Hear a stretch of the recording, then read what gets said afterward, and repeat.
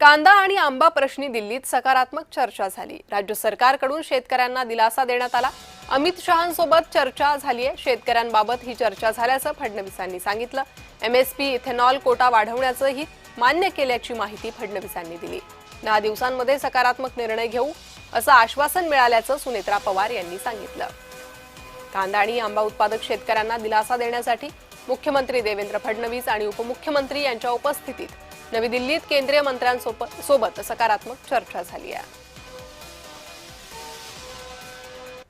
आमच्या ज्या मुख्य मागण्या होत्या की आता जी नाफेड आणि एनसीसीएफ ने कांदा खरेदी सुरू केली आहे ही बाजारामध्ये झाली पाहिजे, ती व्यापाऱ्याकडनं नाही तर ती शेतकऱ्याकडनं केली पाहिजे, त्याला मान्यता मिळालेली आहे।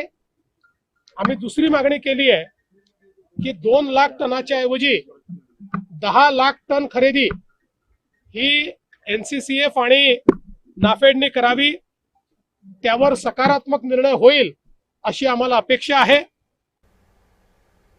जे कांद्याच्या आणि साखर उद्योगाच्या अतिशय कठीण प्रश्न सध्या मी शेतकरी तोंड देत होते त्यावरती नक्कीच साधक बाधक चर्चा झाली आणि 10 दिवसामध्ये सकारात्मक निर्णय देण्याचा आम्हाला त्याचे आश्वासन मिळालेलं आहे। त्यामुळे नक्कीच महाराष्ट्रातल्या सर्वच शेतकऱ्यांना आणि साखर उद्योगाला अतिशय दिलासा देणारी ही घटना आज घडलेली आहे।